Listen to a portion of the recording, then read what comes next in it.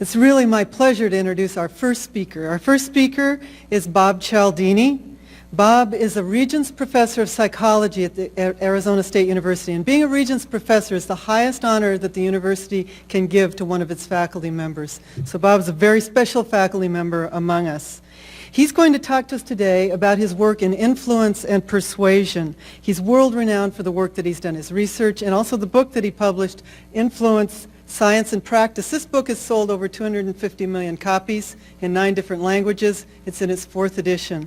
Bob's book and his work have had influence on community leaders, businesses, executives, professionals, and even the religious community. So I think you're going to really enjoy your afternoon with Bob, and I won't take a minute more of his time. Welcome, Bob.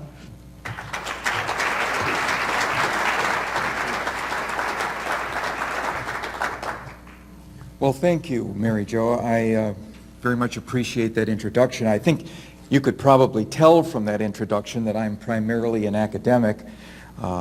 What you might not have been able to tell is that I will always be primarily an academic. One reason is I have tenure, and they can't kick me out. The other is that I love it. My job, after all, is the investigation and communication of ideas. I can't think of a job description I'd rather wake up to in the morning than that one. At the same time, I do recognize that entirely academic concerns aren't always held in the highest regard outside of the university community. I was at a business conference a while ago where I heard an academic described as someone who's not satisfied by something that's working well in practice until he's tried it out in theory. Right? And then this speaker went on to describe a theorist as someone who's willing to assume anything except responsibility. And I think there's a regrettable amount of truth there, so I'm going to try to be different today. First of all, I'm going to do more than talk about the theory of influence and persuasion. I want to talk about the practice of influence, how it's possible to significantly increase the likelihood that people will say yes to your requests by simply changing the way that you present the requests, not by changing anything about the merits of your arguments, the nature of your proposals, the logic of your presentation. No, by just changing the sequence in which you present the words. And I'll show you, and I'll make a commitment to you right now that I won't present any evidence that I can't back up with scientific evidence, but I'll show you that if you make the request this way, this many people say yes to you. But if you make that same request, not changing the merits of what it is that you're proposing at all, but if you make it this way, now this many people say yes to you. 5 times more, 6 times more. Right? Secondly, I'm going to take responsibility for what I have to say. I'll issue a guarantee right now that if you understand and employ the principles of persuasion that science has uncovered, you will become significantly more effective agents of influence in your environments. Now, we'll talk primarily about your professional environments, but I'll claim that these principles are so fundamental, they're so much a part of the human condition, that they will enable you to be more successful at getting people to say yes to you in all kinds of situations outside of the office. Your neighbors, your friends, your family members, even that most resistant of all audiences, your children. I'll guarantee that your kids will say yes to you more frequently. Now I've crawled out on a limb here, haven't I? Let's see if I can come through on this guarantee, and the way I want to do it is by being specific. First of all, I want to be specific about the kind of influence that I'm going to be talking about. It's the psychology, It's the psychology of compliance. The science of getting what you ask for. There are all kinds of ways that you can change people. You can change their attitudes, you can change their opinions, you can change their perceptions or definitions of the situation they're in, and those are fine. But I'd argue that they are all in the service of changing people's behavior. That's why we seek to change those other things. So let's focus primarily on changing behavior, a particular kind of behavior. It's the willingness to say yes to a request that you put to someone. The other way I'm going to be specific is as follows. A lot of times when I do a program in a smaller group with more time, a workshop, I will go around the room at the beginning and ask people what they hope to get from the day. What would you like to take away from our time together? And invariably, at least one person will say something like the following. Well, you know, Dr. Cialdini, I'm interested in how the compliance process works and the theory of it, the psychology of it all, and that's all intriguing, intellectually engaging, and so on. But what I really want from you is one thing that I can take to my office Monday morning and start using to be more effective. If you give me one thing that makes me more influential in an ongoing way, I will count this day well worth it. Right? Give me two things and I'll be ecstatic. Well, I'm going to do better than that. I'm going to give you 5 things right now that you can use Monday morning when you go back to your office and immediately start increasing the likelihood that people will say yes to you. Right? And I'll give you those as the answers to the following questions. Right? The kinds of questions that you are confronted with all the time. Here's the first one. If you have 2 options to present to a client or a coworker, which should you present first? The more costly one or the less costly one? There's a clear answer to that question. Second, is it better to tell prospects what they stand to gain by moving in your direction or what they stand to lose if they don't? Third, if you have a product, service, or idea that has both strengths and weaknesses, and let's be honest, what doesn't? When do you present the weaknesses? Early in your presentation or late? Fourth, if someone has praised you, the efforts that you've put in, the success of the service that you've provided, what's the most effective thing you can say immediately after thank you? I'm writing a book right now. The title of it is Moments of Power. And the thesis of this book is that there are moments, propitious moments in the course of social interaction when if you make a request, you will be much more successful than if you jump the gun, go too soon, or wait too long. There's a window of opportunity when a request will be most successful. Right? And I'll submit that one of those moments is the moment immediately after thank you. What do you fill that moment with? There's one thing that will be more effective than anything else, and we'll cover that. And then finally, to arrange for someone to like you and want to cooperate with you, what is the single most productive thing you can do before you try to influence that individual? Right? There are a lot of things you can do to increase liking, enhance rapport, and so on, but there's one thing that's more successful than anything else, and we'll talk about it. And by the way, don't worry about having to scribble down the questions and answers. As you leave, or actually as you come back from the break, I'll have a sheet of paper with all of these questions and the answers for you at your desks. Okay. With that said, where do the answers to these questions come from? Well, they come from The answers come from two places. One is 50 years of systematic social science research into the psychology of persuasion and social influence. My task today is to abstract from that 50-year body of literature the most compelling and powerful insights for you into how to harness these principles of influence in producing yes to your request. That's what I'll try to do.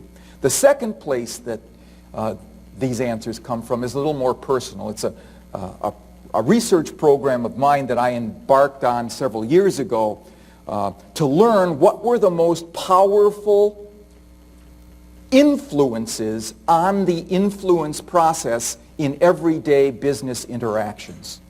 And it seemed to me that to find out the answer to that, I needed to get into the business environment where the influence wars are being fought every day, after all.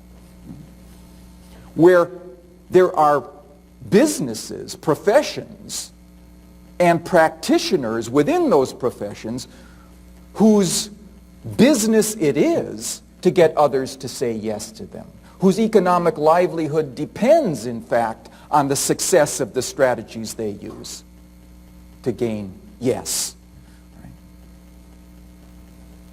I mean, if you think about it, there's a rule unlike survival of the fittest that assures that those individuals whose business it is to get others to say yes to them will acquire successful strategies to do it. If they don't acquire successful strategies, they won't be in the business for long. The great hand of the market will sweep them away. But those who do use successful strategies will not only survive, they will flourish. And here was my angle into all of their knowledge. They will pass those successful strategies on to succeeding generations of influence professionals in their training programs. That's where the accumulated wisdom of the old pros, the real top performers, gets disseminated to the new recruits. So I began to answer ads in the newspaper to infiltrate with disguised identity, disguised intent, as many of the influence training programs of our society as I could get access to. I learned how to sell automobiles from a lot. I learned how to sell portrait photography from the phone. I learned how to sell insurance from an office. I learned how to sell vacuum cleaners door to door. I was the guy from Oric. I was that guy. And I didn't stop there. I also infiltrated a couple of advertising agencies. What do the most effective copywriters load into their ads to spur a response? I did the same thing with a pair of fundraising organizations. What do the charities do that most successfully spawns a response from the people that they contact? I even interviewed cult recruiters. What do the cults do that so powerfully pulls people in, holds them in their organizations? And across it all, I was looking for the commonalities. Which were the principles that appeared in parallel in all of these various professions, that rose to the surface, that concentrated, that persisted across the range of people whose business it is to get others to say yes to them. Because if I could identify some universals, the things that worked wherever they were employed, by whomever employed them, that would be my evidence. That would be my evidence of what is the most powerful and prevalent set of influences on the influence process. And that's what I want to talk about today, what I found there. Let me tell you that I found a couple of surprises in that investigation. First of all, even though I saw hundreds, maybe thousands of individual tactics being trained and employed, I thought I could categorize the great majority of them in terms of just 6 overarching universals of influence, 6 principles that if they were present, if one or another of them was present in a request sequence, it significantly increased the likelihood that people would comply with that request. Right? So one surprise I got was how few of these principles there were. There were just 6. That's great for those of us who want to become more effective agents of influence in our environments. We don't have to learn a long compendium of these things. They're just 6. Let me show you what they are. Reciprocation, scarcity, authority, consistency, consensus, and liking. Let me just briefly describe them, then we'll go through each and describe how they can be harnessed to increase the likelihood of yes. Reciprocation. It's a process, it's a rule in all societies that says people feel obligated to give back to others who have first given to them. This is the bottom line of service, isn't it? I mean, this is the essence of service. What you do first creates not just a willingness to come back because people will get that good service in the future. It creates an obligation to you because you have provided this to them in the first place. Right? We'll talk a lot about reciprocity because I think it's so fundamental to the services industry. Scarcity. People want more of those things they can have less of. Authority. People are willing to follow the lead, to defer to the directions and the directives of legitimate authorities. Consistency. People prefer to be consistent with their existing commitments. Consensus. One way people decide what is appropriate for themselves in any given situation, what they should do there, is to look at what the other people in that situation have done or are doing there. And then finally, liking. We prefer to say yes to those people who we like. And we'll talk about what the factors are that cause people to like us. Okay, so those are the 6 principles. And that was one surprise, how few of them there seemed to be. Second surprise I got was that even though I will claim that these are the optimal approaches to compliance, I found that not all agents of influence were applying these principles optimally. I thought I could characterize 3 kinds of agents of influence. First of all, there are bunglers of influence.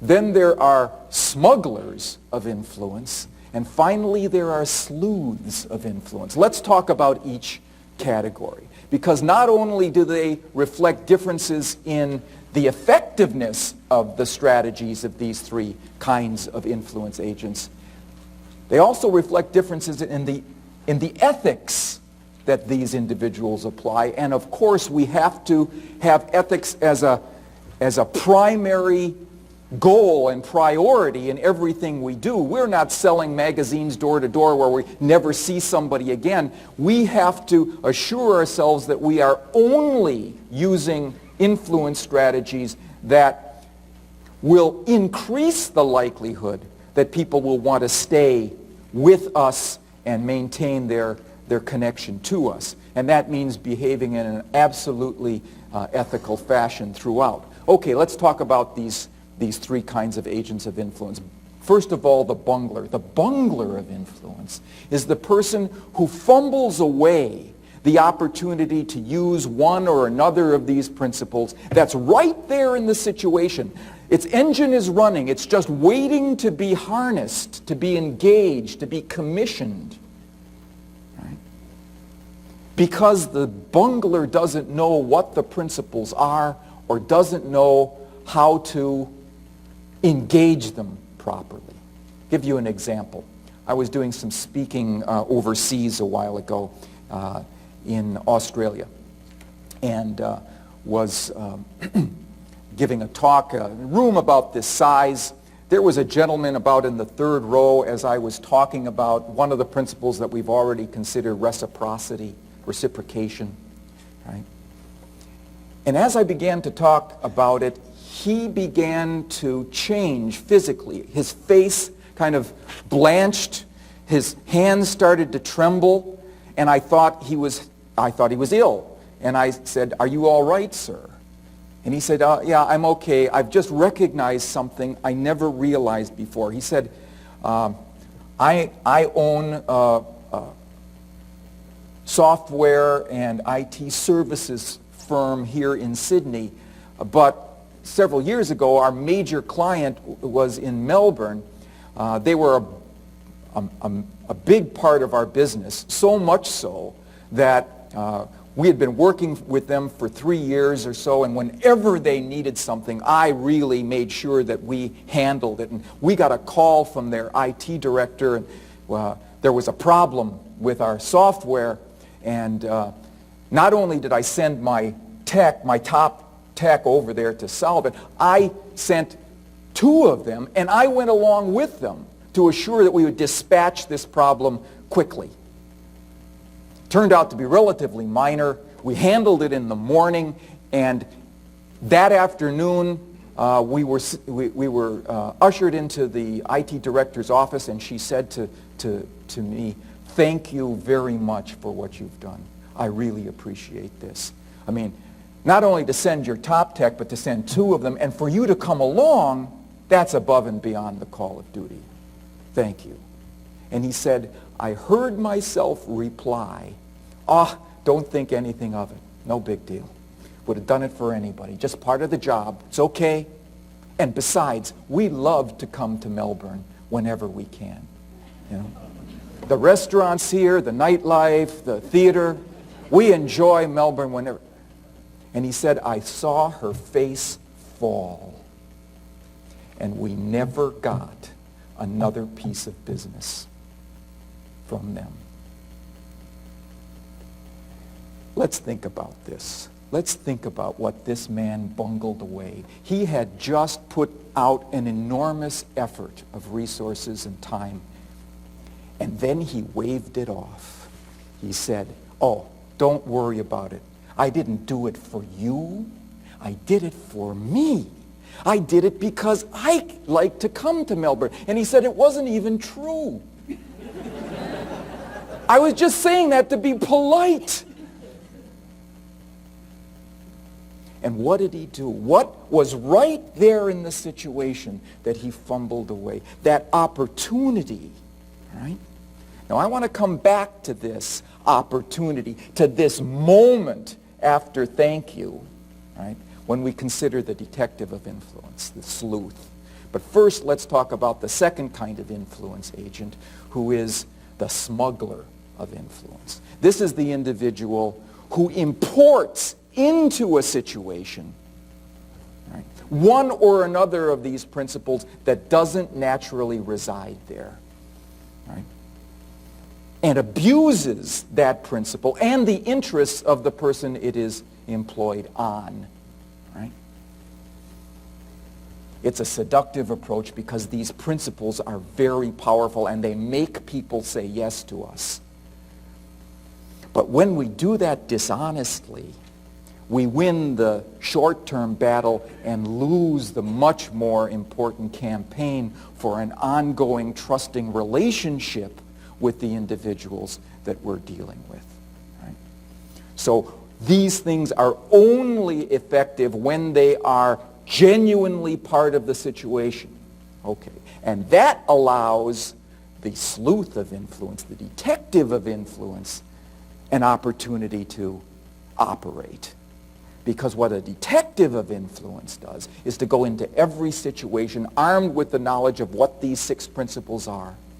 And upon recognizing that one or another is there in the situation, merely brings it to the surface, uncovers it, makes it more visible, right? So that people will respond to that principle that naturally will steer them correctly because it's an inherent part of the situation. Let's take that case of the man in Sydney and his customer in Melbourne. He had been working with them for 3 years. He'd always been putting first-class service for them as a priority. This time, he outdid himself. Right? He got the window of opportunity. He got the moment of power after thank you. Thank you. I really appreciate this. This was above and beyond the call of duty. What could he have put in that moment besides what he did say? What else could he have said in that moment that was absolutely true, that he didn't have to manufacture, he didn't have to invent, he didn't have to fabricate, he just had to bring up, bring to consciousness? Here's what I'm going to ask you to do. I'm going to ask you to take 30 seconds, turn to a partner, and see if you can come up with a better response than the one that this man came up with. And I'm only going to give you 30 seconds, right? And just as Jeff said, we're not going to do any foot rubs or anything like this with one another. We're just going to talk for 30 seconds, okay? Go. 30 seconds. Okay. Okay. That's all. That's all. Now, first of all, why did I give you 30 seconds? That's not a lot of time. But you know what? That's how it is. We come upon an influence situation, we don't often get the chance to say, oh, let me call a meeting of my associates and think about this. No, you have to respond, and you have to do it within half a minute sometimes. Okay, who came up with a better response than the one that this man in Sydney? Who's got a better idea than that one? Yes. Okay, here's the answer. You're very important to us. Of course instead of saying, of course, Melbourne is very important to us. No, you're very, and it was true. It was true. And he fumbled it right through his fingers. Who else? Yes. And, okay, this is brilliant. Of course, we were glad to do. You do the same for me. You do the same for me. Eh? Great idea, because now it's an exchange. It's not just that this is what you can expect. This is what I can expect too. Right? I like that one. In fact, I would suggest one additional fillip on the end of that. Of course, we were glad to do that. This is what long-term partners do for one another.